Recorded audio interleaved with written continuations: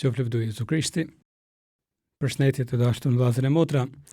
Jemi në këto takime tona, në këto emisione duke fol për letrën e Papa Franceskut me titull Shpresa nuk zgënjen, të lëshuar për hapjen e vitit jubilar 2025 dhe si zakonisht jemi duke shqyrtuar numra të ndryshëm të kësaj letret, të cilat na shërbejnë për disa katekeza që besojmë janë dobishme për ecjen tonë si të krishterë, për formimin tonë shpirtëror. Dhe ajo që më bën përshtypje, që kam dëshirë ta bashkëndaj këtë përshtypje time personale, duke përgatitur këto numra të rrallë që do të komentojmë këtu, më ran në sy diçka që sikurse Papa Francesku flet te këto numra, ne do të marrim në shqyrtim tonë këtë emision 3 numra, numrin 18, 19 e 20. Në këto numra, Papa Francesku flet për jetën e pasosën. Dhe ajo që më erdhi në mendje, kam dëshirë ta përshëndaj, është se ne dimë se kjo letër e Papa Franceskut është publikuar në Vatikan me 19 maj të vitit 2024. Pra rreth 6 muaj para se të fillonte viti jubilar, dhe ne gjithë e dimë se Papa e shkroi pikërisht aq herët për t'i dhënë kohë jo vetëm organizmave të Vatikanit, por edhe organizmave kishtar në marë botën, për të përgatitur sa më mirë për vitin jubilar, por e dim se pas pothuajse një vitit, Papa Francesku do të ndronte jetë, saktësisht me 21 prill të vitit 2025, pra në mesin e vitit jubilar të shpresës.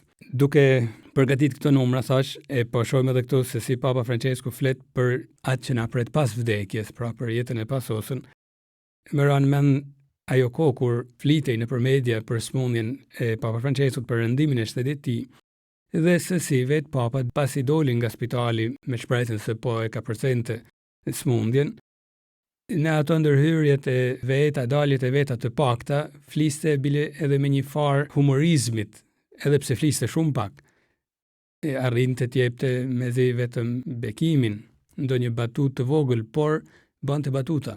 E kjo është interesante, pra me një farë humorizmit, edhe pse e dinte se është drejt fundit të ecjes tij toksore. Ishte nënshtruar jo vetëm i detyruar nga ligji i natyrës, ecjes si çdo njeri në këtë botë dhe rendjes drejt vdekjes, por ishte nënshtruar edhe kësaj përgatitje që Zoti po bante për ta pastruar, për ta bërë të hynte në jetën e pasosën. Si thosh, ishte me syrin krejt ka jeta pasosën, me fe. E prandaj po i shohim edhe këtu se si gjithë këto fjalë që do të dëgjojmë këtu, Papa i përjetonte tashmë në trupin e tij të rëndum nga mosha e nga smundjet e ndryshme, dhe se sa me zemër flet për këtë tema. Edhe pse me një thjeshtësi absolute, sikurse ishte karakteristike e tij, në formë të drejtë për drejtë, plot njerëz i dhek, por thash e brumosën me shpresën e krishterë. Tek numri 18, Papa i vën titullin Të ankoruar në shpresë. Të ankoruar është ideja e një anije, pra si një anije që ankorohet në port, pra parkohet aty në port dhe litari i saj lidhet në një pikë të sigurt në breg të portit. Pra edhe ne jemi si thosh të ankoruar, pra të kapur për një breg të sigurt. Jemi të kapur, por bregu ynë i sigurt është shpresa, që duket një koncept gati abstrakt, i lëvizshëm. Jo, koncepti ynë nuk është abstrakt dhe i lëvizshëm, është thjesht një ide, por një realitet. Jeta pasosën si realitet, si një pikë e sigurt që ne na bën të ecim në jetën tonë toksore. E do të shohim se nuk është thjesht jeta pasosur ajo që duhet mendojmë kur mendojmë për shpresën e krishterë, por po shohim cilat janë pikat në të cilat jemi të ankoruar, pra sipas Papa Franceskut. Duke i qëndruar besnik edhe stilit të emisioneve të tjera, i lexojmë pak nga pak këto numra dhe pastaj ndalemi duke komentuar diçka që na frymëzon më shumë. Thot Papa, shpresa, së bashku me fenë dhe dashurinë, formon triptikun e virtyteve teologale, të cilat shprehin thelbin e jetës së krishterë. Në dinamizmin e tyre të pandalshëm, shpresa është ajo që, si të thush, shënon orientimin, tregon drejtimin dhe piksynimin e ekzistencës njerëzore në fe. Pra shpresa këtë punë bën, shënon orientimin. Prandaj pali apostull, vazhdon Papa, ftonte duke thënë, në shpresë jini të gëzueshëm, në vështirësi të durueshëm, në urat të qëndrueshëm. Këtë fjalë në shpresë jini të gëzueshëm, Papa e merr dhe e komenton. ma shumë vazhdon duke i shtuar edhe disa shpjegime të tjera. Po, thot Papa, kemi nevojë që të jemi plot shpresë për ta dëshmuar në një mënyrë të besueshme dhe tërheqëse fenë dhe dashurinë që mbajmë në zemrat tona, që feja të jetë e gëzueshme. Papa e thekson që feja të jetë e gëzueshme. Ndoshta edhe kam dëshirë të ndalem këtu, prandaj edhe kjo propaganda kaq e fortë nganjëherë për të shfaqur një ateizëm praktik, me idenë se të besosh tek jeta pasosur është opsionale, si dush ti, mundesh edhe mos me besu, tek e fundit ma mirë jo, ma mirë ti jesh njeri praktik vetëm për këtë jetë. Unë besoj se ka edhe diçka djallëzore, të studiuar shumë mirë edhe nga pushtetarët e ndryshëm të kësaj bote, sepse duke heq shpresën e jetës pasosur, mundet me noll, edhe me sa duket noll gjithmonë, që njeriu i zbehet gëzimi në jetë.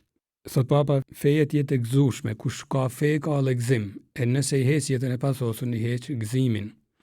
Kush beson te jeta pasosur, edhe këtë jetë e ban më të bukur. Unë kam përzemër të them disa herë këtë frazë, kush beson vërtet tek jeta pasosur, ashtu si Krishti na ka mësuar si kisha vazhdon ta predikojnë, jo në forma vetjake ndoshta edhe depresive edhe të gabueshme.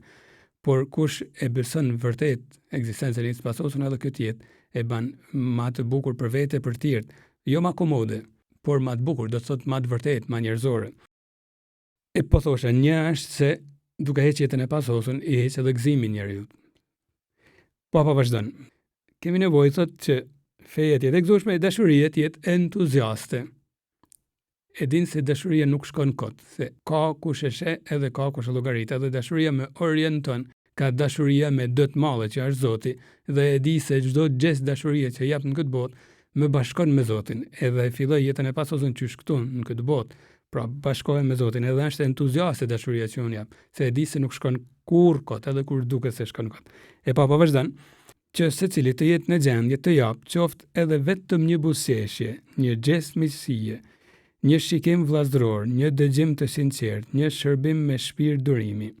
Sa më pëlqejnë këto gjëra që i rreshton njërin pas tjetrës Papa. Prandaj thamë është plot me njerëzillëk, sepse thekson rëndësinë e një buzëqeshje, që nganjëherë nuk e japim. Kur e shohim se është e bukur ta japim, një gest miqësie, sa gjest i bukur është, sa na ngushton zemrën kur dikush e shpreh karshinesh, e sa dobishme është ta shprehim edhe ndaj tjerëve, një shikim vllazëror, një dëgjim i sinqert, shumë bukur kjo, mi dëgju të tjerët me sinqeritet në dhimbjen e tyre ose në gëzimin e tyre. E një shërbim me shpirt durimi, pra jo me interes o me servilizëm. E vazhdon Papa, duke e ditur se në shpirtin e Jezusit kjo gjë mund të bëhet një farë e frytshme shpresë për ata që e marrin atë. Pra ne ngjallim shpresën tek të tjerët sa herë që bëjmë këto gjeste të bukura njerëzore, që Papa i thekson më sipër. Por, vazhdon Papa, cili është themeli i shpresës sonë? Për ta kuptuar këtë, është mirë të ndalemi tek arsyet e shpresës sonë. Dhe thekson rëndësinë thamë që ka shpresa, por tani kalon tek arsyet kryesore që e përbajnë shpresën tipike të krishterët. Janë numrat 19 e 20 që i përshkruajnë të hapta, si kemi përmendur edhe herë tjera këto pika, por Papa i ka përzemër ti përstrisin. Shkruan Papa në numrin 19, besoj jetën e pasosur. E themi sa herë që shpallim besojmen në të diellat e në festa në të kremte. Thot Papa, besoj jetën e pasosur. E shprehur kështu, feja dhe shpresa jone krishtere gjen në këto fjalë një gur themeli. Një mend, ajo është virtyti teologal, këtu Papa është duke ciktu katekizmin e Kishës Katolike në numrin 1817 dhe vazhdojmë citimin, pra shpresa është virtyti teologal nëpërmjet të cilit ne dëshirojmë jetën e amshuar si lumturi tonën. Na ban ky virtyt teologal me dëshiru jetën e pasosur. Të ndalemi pak me leximin e fjalëve të Papës.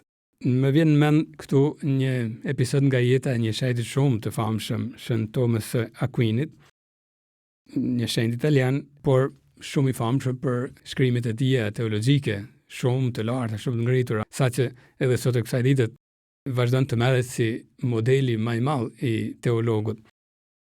Dhe një herë, masak me 6 dhjetor të vitit 1273, pasi kremtoi meshën e shenjtë, thuhet se foli me një sekretar të vetin, me emrin Fra Reginaldo, dhe i tha, unë nuk do të shkruaj më asgjë.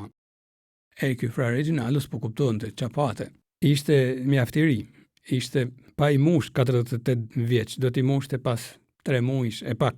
Dhe fra origjinal do i thot sekretarit i pra, si ka mundësi, i thot, këtij mësuesit ka snritun. Nuk e pranonte këtë ide, si ka mundësi që nuk do të shkruash më, ishte turbullum ky frati. Jo, i thot, nuk do të mundem me shkruaj më, unë nuk do të shkruaj më. E ngul kam sekretarit i, pra, duke e pas se shkrimet e tia ishin shumë të çmueshme dhe ai i ri siç ishte, mund të shkruante për dobinë e kish, për dobinë e marboc, sidomos ngul të kam ta binte që të mbaronte kryveprën e tij, summa teologjika. Por Shëntoma ju përgjigj me këtë fjalë. Pas asaj që Zoti më ka bërë të shoh sot, gjithçka që kam shkruar më duket si kasht. Koha e shkrimit ka përfunduar për mua. Gjithçka që kam shkruar më duket si kasht.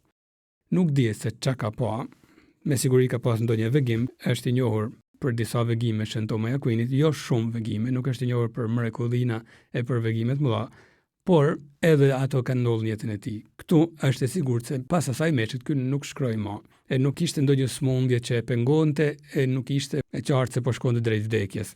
Do të vinte vdekja, pothuajse në rrethana natyrore patjetër, por në rrethana të përshpejtuara. Dhe kjo doli edhe si një profeci. Por ajo që kam pasur më kalon pa fjalë.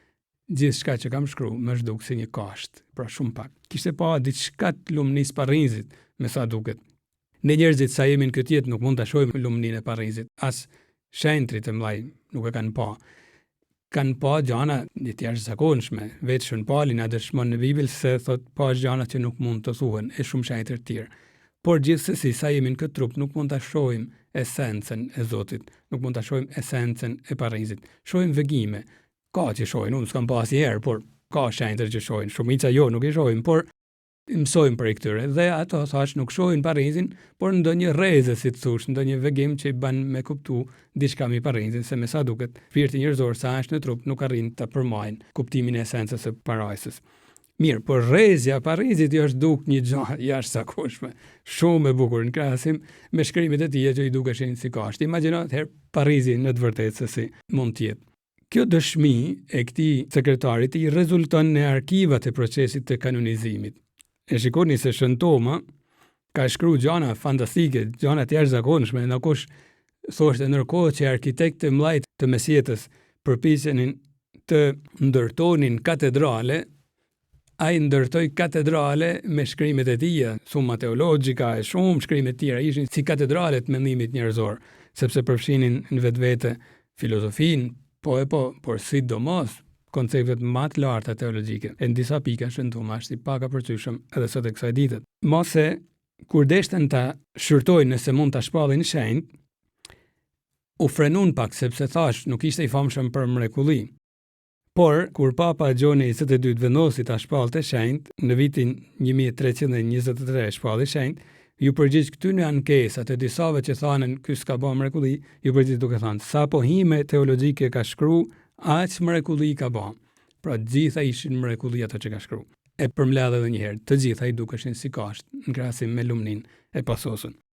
Atje është pra e hedhur speranca e shpresës sonë te kjo lumni që nuk e dim forse si është, nuk e dim se ku është edhe aq, por e dim se është edhe e dim se është lumni gjithmonë me Zotin.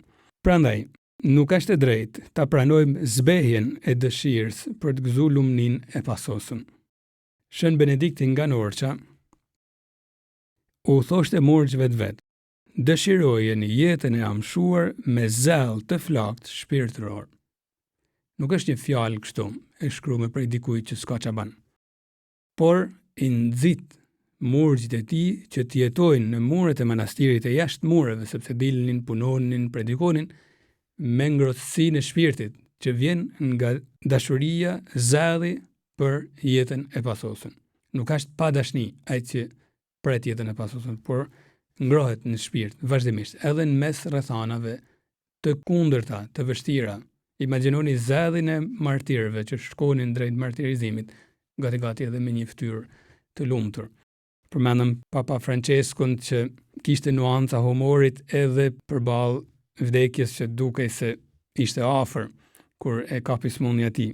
po përmendi një tjetër shenjë që Papa Francesku e luste pothuajse për ditë, ose më saktë lutej me fjalët e këtij shenjti, Shën Tom Mori, i cili u martirizu në shekullin e 16 nga Enrikuitet, mbreti i Anglisë, me prerje në kokë se nuk pranoi të mohonte përparësinë e papës mbi mbretin. Histori shumë interesante historia e tij, por se ai lutej që Zoti t'i jepte një shpirt humorit, dhe në fakt thuhet se kur po e ngjitnin tek podiumi i giljotinës ku do t'i pritej koka, i thot atij gjelatit që po e shtronte, më ndihmo që të ngjitem, se për të zbrit do të mendoj vetë. Imagjinoj gjelati nuk kupton asgjë çfarë punon, por Shën Tom Mori po bante thjesht një batut në ato çaste tragjike. Pra, shpirti i humorit i ka karakterizuar këto shenjtë jo se e merrnin me mendje lehtësi vdekjen, por sepse prisnin jetën e pasosur, kishte diçka që i nxiste. Adzef Plumi dëshmon në shkrimet e veta se kur pushkatunen të lumin Markçuni me shok, pra atë Giovanni Faustin, atë Daniel Dajanin, atë Gjon Shllakun e tjerë, dikush, njëri prej ushtarëve që kishte marrë pjesë në pushkatimin e tyre, edhe pse thuhet se për momentin ja nisën duke kënuar, pasi i pushkatunen, ishte afru dikun Adzef Plumit që ishte ende pa u bë meshtar, por kishte një farë miqësie me ta, edhe i kishte thënë, kur s'kam pa njerëz që vdesin me kaq guxim. Pra si thosh, i admironte ky ushtar armiqtë vet, sepse po shkonin drejt vdekjes me këtë zell të shpirtit. Prandaj kjo fjala e Shën Benediktit më pëlqen ta theksoj që u thoshte morgjve, është shumë e bukur, edhe është mësim për të gjithë ne të krishterët, aq më tepër që Shën Benedikti është shpallë pajtori e Evropës, por është një atë, si thosh, jetës morgjërore në prandim, por një atë shpirtëror i secilit prej nesh, dëshirojeni jetën e amshuar me zell të flakt shpirtëror. Nëse mohohet e drejta e këtij zelli të shnetshëm, cënohet dinjiteti njerëzor dhe njeriu hummet në misterin e dhimbjes. Pikërisht këtë e thot edhe Papa Francesku. Ai citon koncilin e dytë ekumenik të Vatikanit duke thënë: nëse mungon baza fetare dhe shpresa e jetës pasosur, dinjiteti njerëzor cënohet në mënyrë shumë të rëndë, siç vëret shpesh në ditët e sotme, dhe enigmat e jetës dhe të vdekjes, të fajit të dhimbjes, mbeten pas zgjidhje, aq sa jo rrallë njerëzit bien në dëshpërim. Më pëlqen kjo fjalë që thashë merr edhe Papa Francesku e bën veten, kjo fjalë e Gaudium et Spes 21-shit, pra e tërve konciliar, që thot cënohet dinjiteti. Pra është fymje ndaj njeriut, ndaj natyrës njeriut, t'ia mohosh të drejtën për të gëzuar për jetën e pasosur. E vazhdon Papa Francesku duke shpjeguar këtë citim që ai e bën, duke thënë: mirë po ne, në saj të shpresës në cilën jemi shpëtuar, duke vrejtur kohën e cila kalon, kemi sigurinë se historia e njerëzimit dhe secilit prej nesh nuk shkon drejt një rruge pa kry apo humnere të errët, por është e orientuar drejt takimit me Zotin e lavdis. Pra nuk ecim kështu kuturu, por drejt takimit të Zotit lavdis.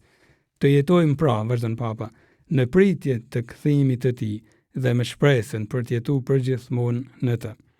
Në këtë frymë, ne e bajmë tonën thirrjen prekse të krishterëve të parë, me të cilën mbyllet shkrimi i shenjtë, Eja o Zot Jezus.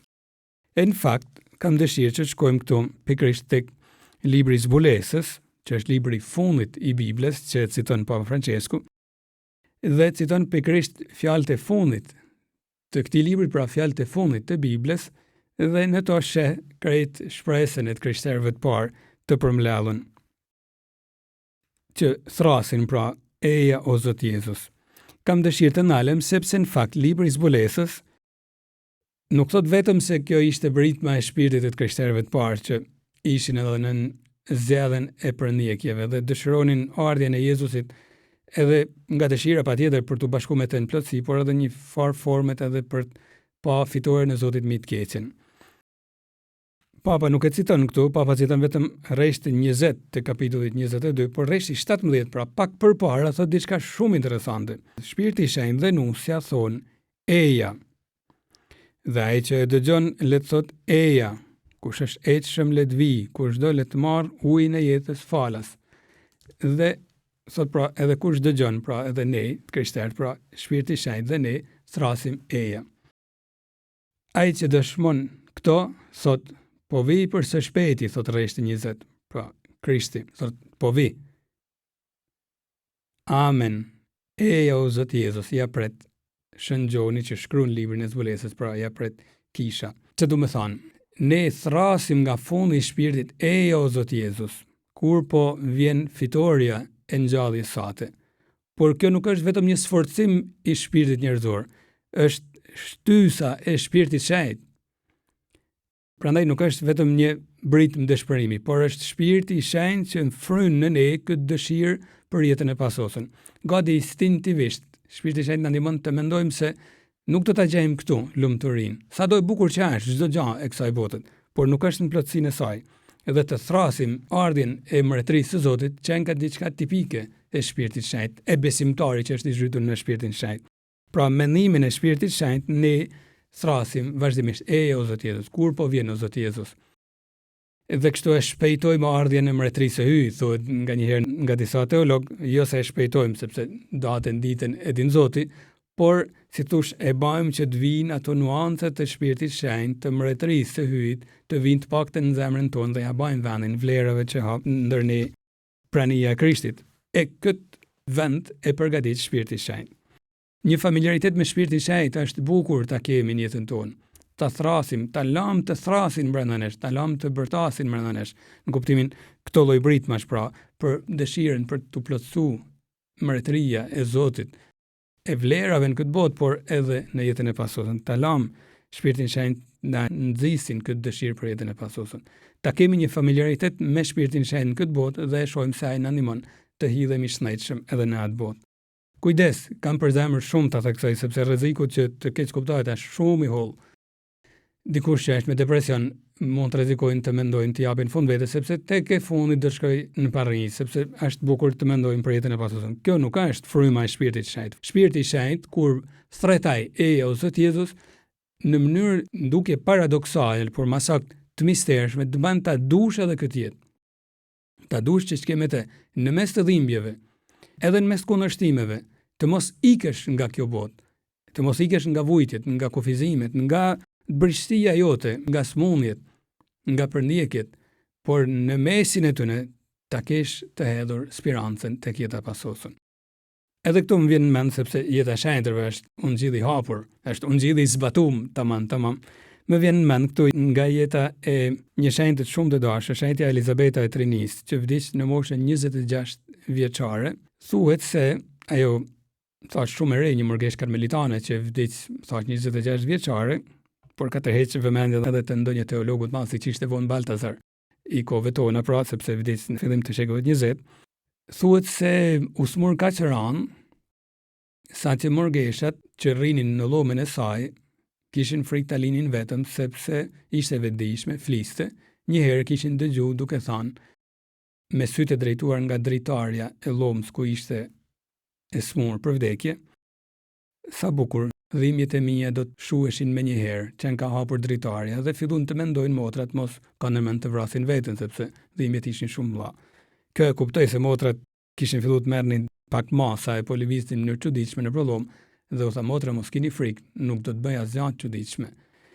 Dhe pak më vonë, praktikisht pak para se të jepte shpirt, ndokush e ka dëgjuar të thoshte: "O Zot, sa dushti, edhe 20, edhe 30 vite në këtë formë kam me dash." Në këtë formë pra e gozhduar në shtratin e dhimbjes, pra edhe 20, edhe 30 vite, në formë paradoksale të mistershme thash, britma shpirtit shenjtë që të vinë plotësia mbretërisë së Zotit, nuk është britëm depresionit. Të bën ta dush edhe kryqin, edhe kur je i gozhduar në kryq, ta dush ashtu, edhe dhimbjen në mënyrë të mistershme sepse e ka përcen kapacitetin njerëzor. Por thash, është normale që njëri e thret me forcën e shpirtit shenjtë ardhjen e plotë të mbretërisë së Hyjit. Edhe këtu nuk mund të rri pa përmend një episod shumë interesante të shenjtës Tereza të Avils në shekullin e 16, që në vegimet e saj, ajo kishte shumë vegime, tregon një herë, thoshte, kaq shumë dukej se e përqafoja Zotin, thotë, në ekstazat e saj, saqë e vetmja gjë që më vinte në mend është po vdes se nuk vdes. Është bërë famshme kjo fjalë e saj, po vdes se nuk vdes. Çfarë do thotë? Vetdia, si e thash edhe më sipër, se shpirti njerëzor sa është në trup nuk e përqafon Zotin në esencën e tij, ajo e shifte Zotin disa rreze të parajsës, por donte ta përqafonte në esencën e tij, pra e po vdes nga dëshira se s'po vdes, kam ma dëshirë të vdes në mënyrë që ta rroku Zotin krejt. E kur kthehej në këtë jetë, kur kthehej paktën në ndjenjat e saj, dëshproi sepse ishte gati për ta përqafuar Zotin, a thoshte kur po vjen ora që ta përqafojnë plotësinë e tij.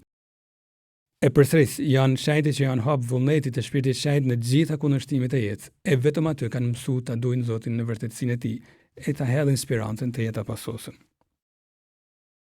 Kështu e kuptojmë pse vazhdon me arsyeën e dytë të shpresës sonë.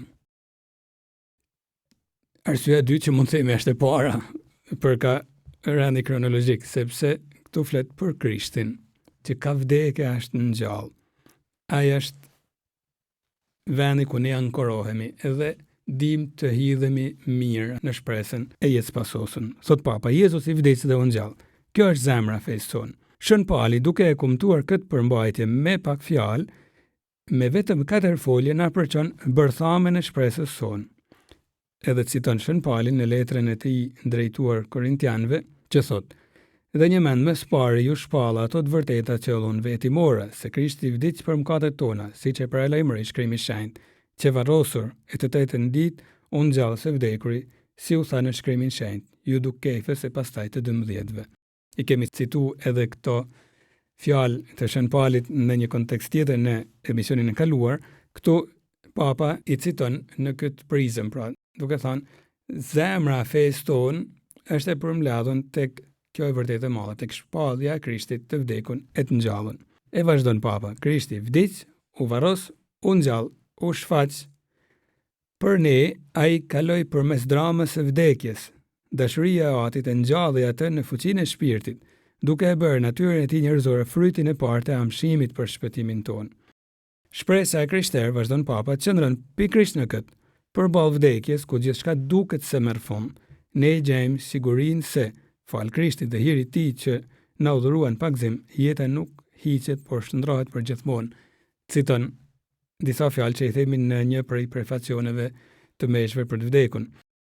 Dhe vazhdon Papa: një mend, në pagzim të varrosur bashkë me Krishtin, marrim në të tashme i ngjadur dhuratën e një jete të re, e cila shem murin e vdekjes, duke e bërë atë një kalim drejt amshimit. Thash, Papa në rënd të asaj që është duke thënë e vendosi arsyeën e dytë të shpresës, por në rënd kronologjik është mirë që të jetë arsyeja parë është Krishti, pra me vdekjen e ngjallit na mëson mirë se si duhet ta hedhim sperancën tek jeta e pasosën. Në mes të kryqeve, sikur se Krishti që nuk iku misteri të kryqit të vdekjes, e të përbuzës e të padrejtësive, për të kalu pastaj në lavdin e ngjalljes. Pra qendra për ne është misteri pashkënor, vdekja e ngjallja e Krishtit. E kam për zemër ta theksoj këtë gjë. Është mirë, edhe është domosdoshme, jo mirë, që ta shpallim këtë mister pashkënor, vdekjen e ngjalljen e Krishtit. Edhe në emisionin e kaluar kam thanë duke u nisë nga një prizëm tjetër, por e përsërisë është shumë e rëndësishme. Është mirë që edhe katekezat tona, haq më tepër ne si prita dhe predikimet tona, të mos i fillojmë gjithmonë nga fillimi, nga kapitulli i parë i Biblës, Adami e Eva, me gjithë dashurinë që do të kemi për ato tekste të shenjta e rëndësinë që kanë.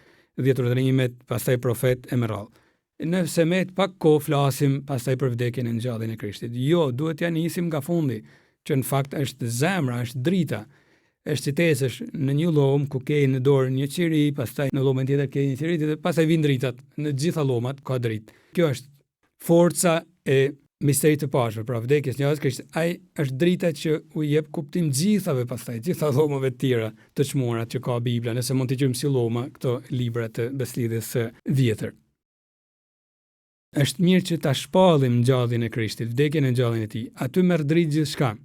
Është mirë që t'ia themi të tjerëve me dhimbje, por shpeshherë sidomos në rastet e varrimeve ose ndonjë pikëllimi të smundjes ose ndonjë kryqit familjar, me faktin që besoj se është i përshtatshëm, por përpiqem ta them se Krishti ka vdekur, është ringjallë në forma të thash që mund të jenë më të përshtatshme. Është mirë që ti studiojmë pak, por ta fshehim këtë mister është padrejtësi në shpirtin njerëzor.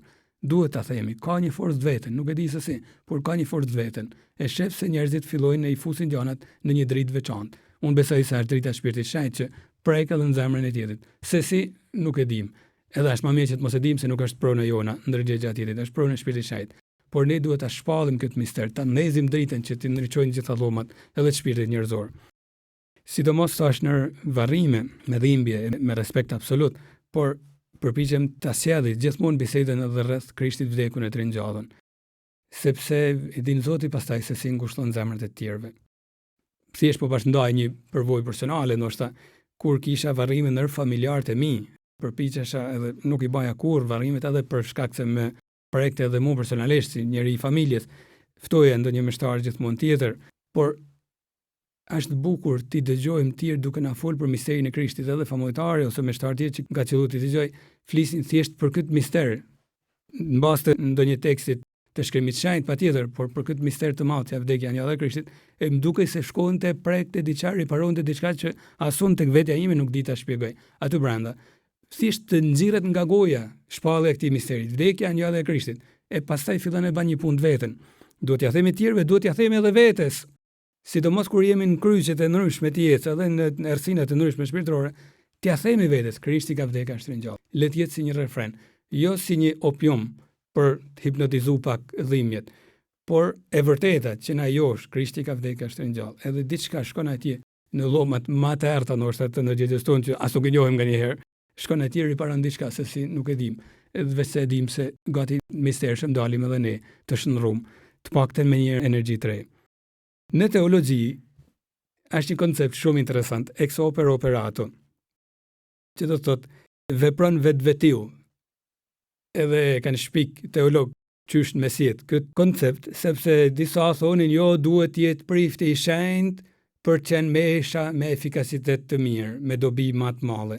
Do të jetë prifti i shenjtë në mënyrë që zgjidhja sakramentale të jetë e vlefshme. Jo, ku në vinin teolog, nuk është ashtu, është gjë që nuk është ashtu.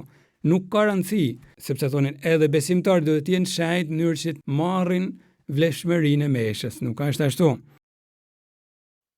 Ne gjithmonë i marrim sakramentet e plota, mjafton që janë kremtuar ashtu siç mëson Kisha. Edhe nëse shkoj të rthem tek meshtari më katëndor i kësaj bote, por ai ma jep zgjidhjen. Pa rëndësi ka se çfarë jetë shpirtërore bën ai. Zgjidhja tek unë është e vlefshme, pavarësisht se si është shpirtërisht ai. Bile, pavarësisht edhe nëse unë nuk jam krejt shpirtërisht, sepse filloj të skrupuj, djalli është i holl, sa do pak Zoti përfiton për ta dhënë faljen. Mesha është gjithmonë e vlefshme, Krishti vjen, pa rëndësi ka ai isha unë i përqendrum apo nuk ishte prifti i përqendrum, pa rëndësi ka Krishti është aty.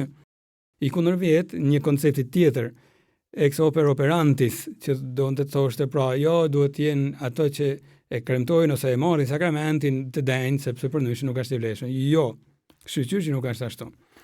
Të njëjtën gjë që vlen për sakramentet mund ta themi edhe për kerigmen. Kerigma është shpallja, do të thonë një fjalë greke, shpalljen e kësaj zemre të krishterëimit. Pra, Krishti ka vdekur, është ringjallë. Është bukur sepse se dim se si, por vepron vetë. Shëron brenda nesh, largon djallin, e diçka bën se si na nxjerr të ringjallën edhe në mes kryqeve.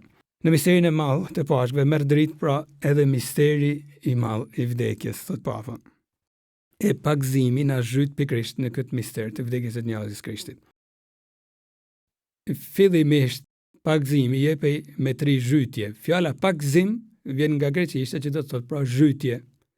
Dhe ne zhytemi në Shpirtin e Shenjtë. Është tjetër se mund të bëhet edhe me një hedhje të ujit në ballë, edhe duke thënë kremtuesi fjalët që duhet thonë unë po të pagëzoj në emër të Atit, të Birit, të Shpirtit të Shenjtë, pra me qëllimin me bë pagëzimin. Por thash fillimisht ishte një zhytje. Kjo zhytje simbolizonte zhytje në jetën e Zotit. 3 zhytje, 3 dalje në emër të Atit, të Birit, të Shpirtit të Shenjtë, pra ti vdes për botën, zhytesh, kur je në ujë nuk ke ajër dhe mund vdesesh, pra simbolikisht ti futesh në vdekjen e Krishtit dhe del i ringjallën në trinin e Shenjtë.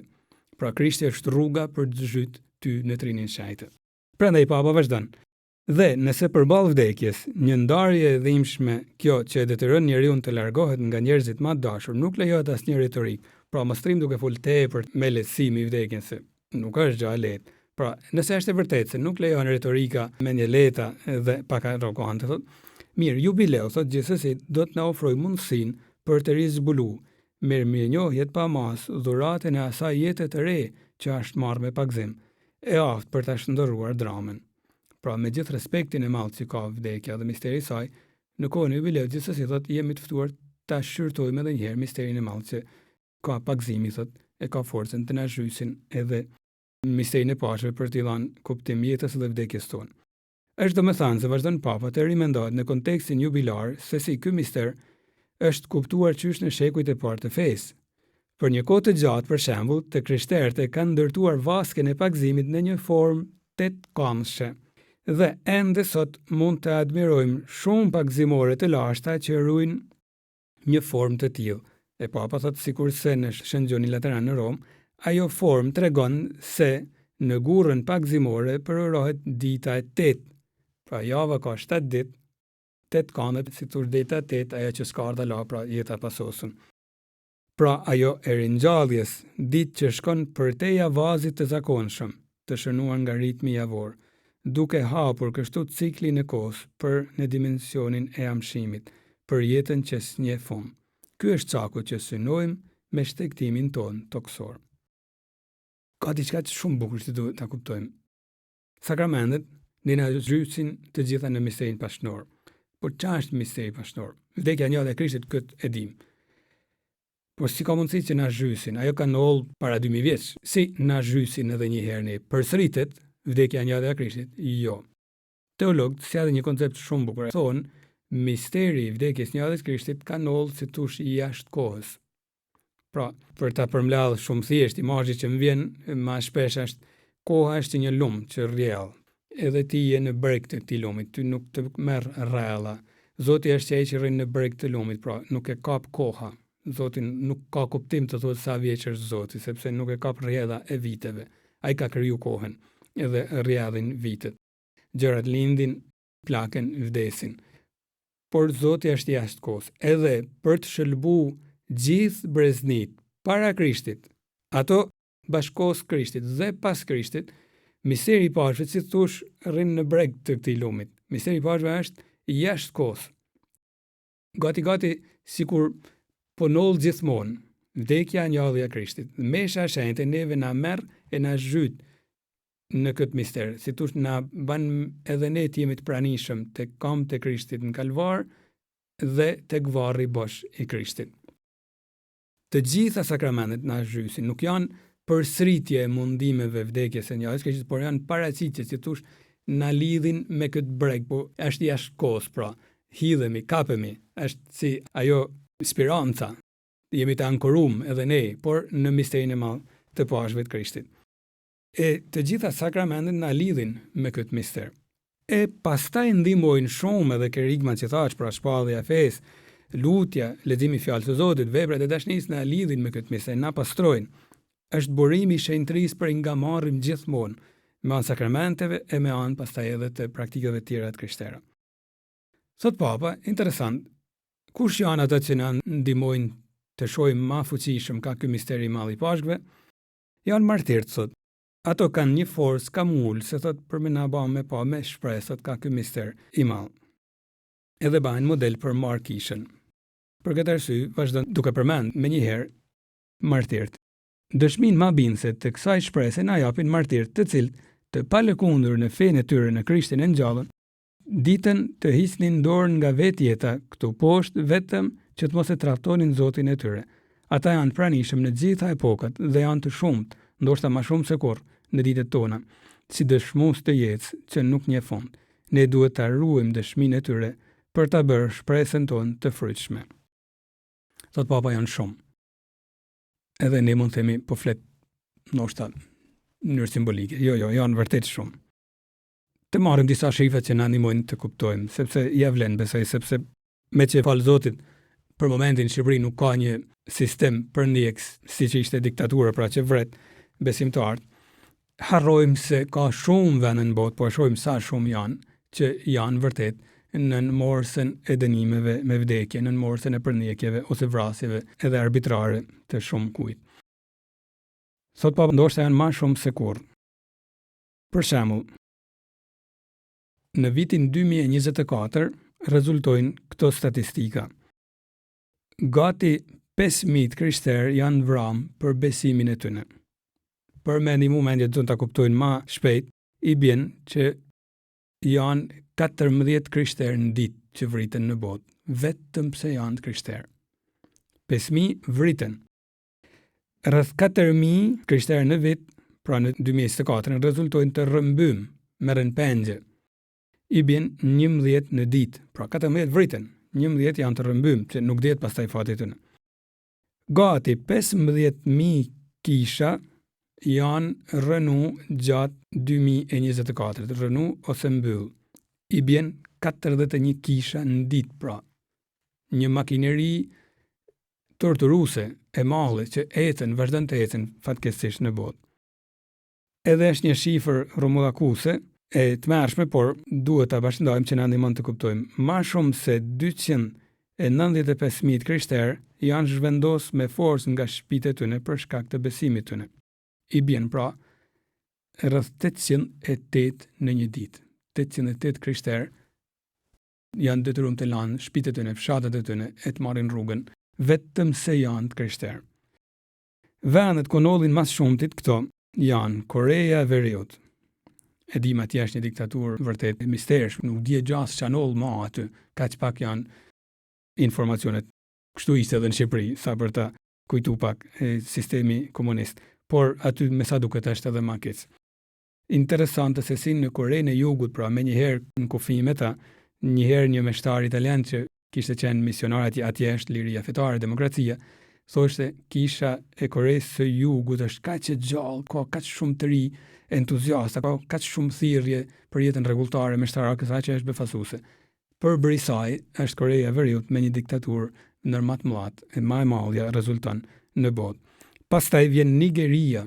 Interesante, Nigeria gati fill me njëherë pas Korejës së Veriut për me shifra befasuese. Pastaj Republika Demokratike e Kongos, që ka një dominim nga Belgjika, gjoja kolonie Belgjikës, por përndjekjet vazhdojnë.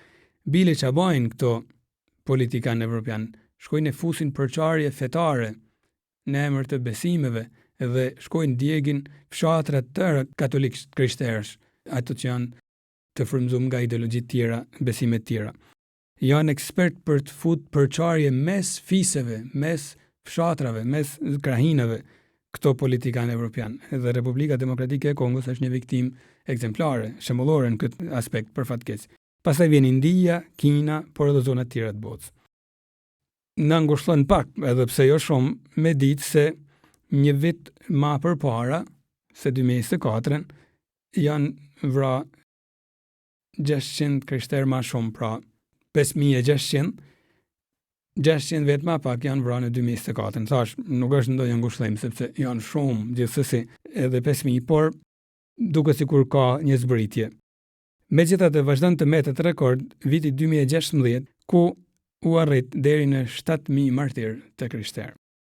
E këtu Nigeria zinte vendin e parë në atë kohë, me 82% të totalit të martirizimeve në botë.